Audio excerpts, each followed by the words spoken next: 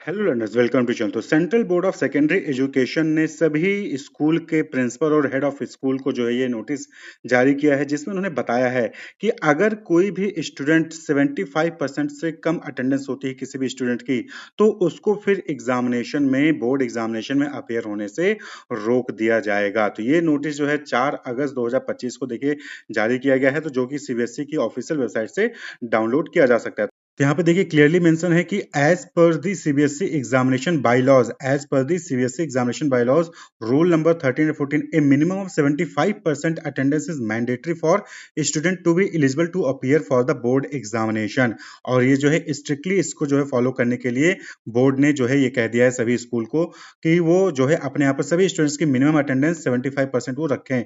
The board offers a 25% relaxation, 25% का relaxation जो है वो जो है वहां पर ऑफर किया जा रहा है अटेंडेंस में कि 25% अटेंडेंस कम हो सकती है। किस केस में? मेडिकल इमरजेंसीज के पॉइंट ऑफ व्यू से, नेशनल या फिर इंटरनेशनल स्पोर्ट इवेंट, या फिर कोई सीरियस रीजन है जिसकी वजह से स्टूडेंट छुट्टी ले रहा है, तो उसका मेडिकल रिकॉर्ड यानी डॉक्यूमेंट रिकॉर्ड जो सबमिट करके वो जो है 25% तक का रिलैक्सेशन वहां पर दिया जाएगा, लेकिन मिनिमम 75% अटेंडेंस वहां पर होनी ही चाहिए सभी स्टूडेंट्स की। यहाँ पे देखिए जो है स्कूल्स को ये चीज बताया गया है कि सभी स्टूडेंट्स को, पेरेंट्स को ये चीज इन्फॉर्म किया जाए कि all students and parents must be made aware of the mandatory 75% attendance required criteria and the potential consequences of not meeting this criteria। यानी कि अगर ये क्राइटेरिया फुलफिल नहीं हुई तो फिर उसके इसमें क्या कॉन्सिक्वेंसेस फेस करने पड़ेंगे, ये भी जो है वहां पर बताना है कि लीव का प्रोसीजर क्या होगा, वो भी चीज यहाँ पर इन्फॉर्म की गई है।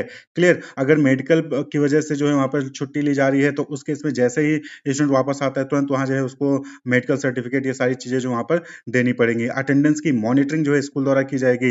पेरेंटल कम्युनिकेशन भी किया जाएगा बाय पोस्ट, बाय ईमेल या फिर मैसेज द्वारा, जो है वहां पर स्टूडेंट्स को बताया, जो है पेरेंट्स को बताया जाएगा कि उनका जो बच्चा है वो छुट्टी पे है। और इंस्पेक्शन किया जाएगा सीबीएसई द्वारा। सीबीएसई जो है खुद इंस्पेक्शन करेगी डिफरेंट स्कूल्स में जाकर कि सभी जगह पर अटेंडेंस क्राइटेरिया को लेकर जो है सही तरीके से रूल गाइडलाइंस फॉलो किए जा रहे हैं कि नहीं किए जा रहे हैं। क्लियर? तो देखिए सारा जो है यहाँ पर पॉइंट्स बताया गया है कि क्या क्या चीजें करनी है, क्या क्या चीजें नहीं करनी है। देखिए यहाँ पर क्लियरली मेंशन है कि attendance will be calculated as of 1 January of the academic session. तो 1 जनवरी को जो है अटेंडेंस को कैलकुलेट किया जाएगा।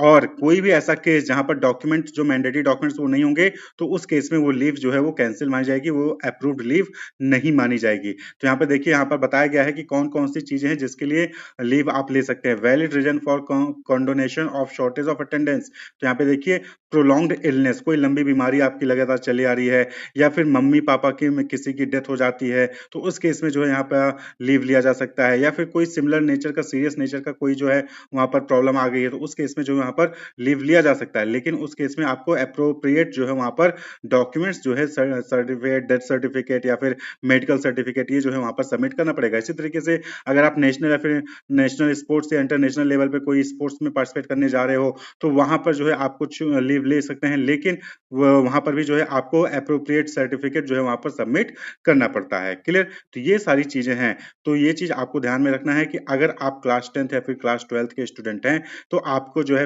एटलीस्ट 75% का अटेंडेंस क्राइटेरिया फुलफिल करना होगा। अगर नहीं फुलफिल कर पाएंगे तो वहां पर फिर आपको बोर्ड एग्जामिनेशन में अपियर होने से रोक दिया जाएगा। तो इसके लिए जो है ये प्रॉपर गाइडलाइन जो है यहाँ पर नोटिस जारी कर दिया है यूनिवर्सिटी ने। तो यहाँ पे देखिए ये सारी चीजें यहाँ पर बता दिया गया है कि कैंडिडेट का नाम क्या है, उसका रजिस्ट्रेशन नंबर, रोल नंबर क्या है, क्लास 10th है, 12th है, number of teaching days in the school, कितने दिन जो है टीचिंग हुई है स्कूल में, number of days attendance the student, यानी कि कितने दिन स्टूडेंट्स ने अटेंड किया है स्कूल को, percentage of attendance put in by the student up to 1 January 2000, यहाँ पर 26 हो जाएगा। तो यहाँ पर जो है 1 जनवरी 2026 तक कितनी अटेंडेंस रही है, ये चीज यहाँ पे लिखनी होगी। फिर यहाँ पर जो है ये भी बताना होगा कि रिकमेंडेशन है कि नहीं है, रिकमेंडेड और नॉट रिकमेंडेड, यानी कि क्या वो एग्जामिनेशन के लिए रिकमेंड किया जा रहा है या फिर नहीं रिकमेंड किया जा रहा है। तो ये चीजें यहाँ पर डिटेल फिल करके होंगे। इसी तरह से नेम ऑफ कैंडिडेट, फिर नेम ऑफ डॉक्यूमेंट्स अटैच, यहाँ पर डॉक्यूमेंट्स जो जो अटैच है वो भी यहाँ पर जो है लिखने होंगे। फिर सिग्नेचर होगा,